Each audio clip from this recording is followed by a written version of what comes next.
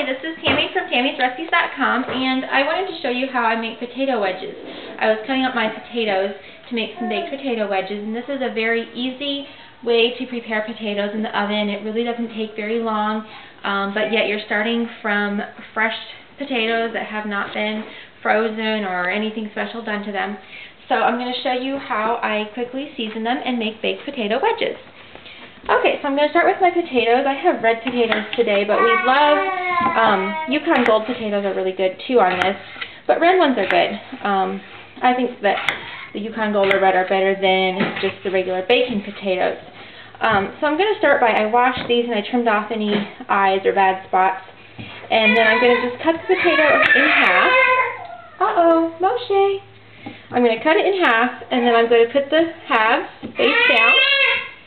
I will cut each one in half, and then I do the wedge shape, which is cutting to the middle.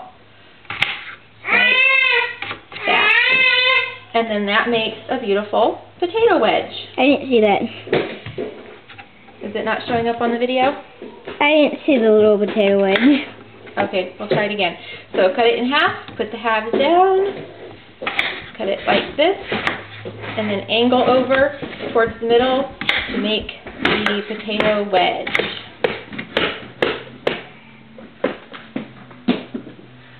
Okay, I have one more here to do. So again, to make the potato wedge, cut your potato in half, put the halves down, cut each half in half, and then angle towards the middle. I meant the little potato wedge you showed it. Okay, and that is what it will look like. So then I'm going to put these all in a bowl, and what I do to season them is I put them in a bowl, or you can use a Ziploc bag, and then I shake it to get the seasoning spread around. So I'm going to start with some salt, and you're supposed to measure. I have a recipe on my website where it tells the measurements, but I don't really like to measure, so a lot of times I just make them by throwing stuff on. I put salt and cayenne pepper, and now I'm going to do some paprika, some chili powder, and some regular pepper. And these will make a peppery, spicy baked potato wedges that are great on the side, or with burgers, or with chili, or however you want to serve them. So anyway, and I do have a recipe with exact measurements if you want some measurements to go by, and of course the baking time and temperature. So I'm going to put my seasonings on and then put some oil on, and then I'm going to put the lid on and shake. And you want a container that has a tight fitting lid, and it's best if you have a little more room in your container than I have with this one, but this will work. So then you just shake it, and it will coat all of your potato wedges with the oil and seasoning.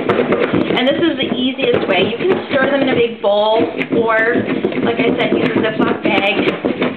But you just want to really get them mixed up good. And this is the fastest way. See how they look. It looks like you're vibrating when you're shaking it on the camera. Okay, and so this is how we are so far. I'm going to shake these just a little bit more, and then they'll be ready to put on the sheet.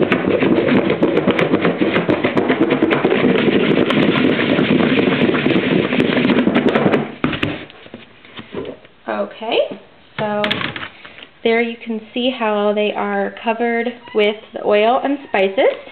Now I'm going to go over here. Follow me with the camera, Yehoshua. I'm going to go over here. I have buttered some baking sheets, and I like to use butter because it doesn't leave any residue, whereas oil can leave a residue on your sheets when you're baking with oil on your cookie sheets. So I use butter, and I'm just going to put these on the baking sheet. If you have non-stick baking sheets, you don't need to grease them, and your potatoes won't stick.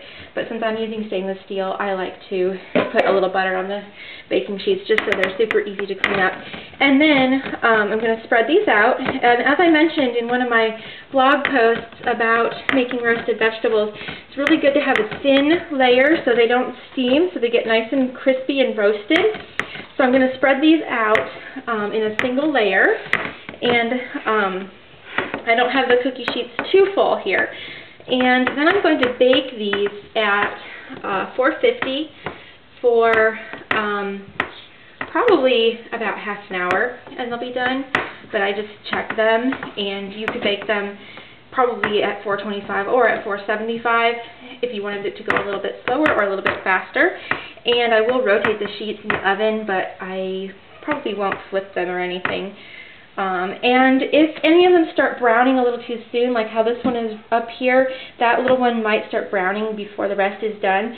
So what I do is every 10 minutes or 15 minutes I check them, and if one of them is getting a little too dark, I'll just pull that off and then put the sheet back in and keep on baking until they're all done. And so this is, basically that is how easy it is. You just wash your potatoes, make them into wedges, shake them with your oil and seasonings, spread them out onto your cookie sheets, and bake them. And you'll have a delicious side dish for with grilled meat or a salad or whatever you're making for dinner.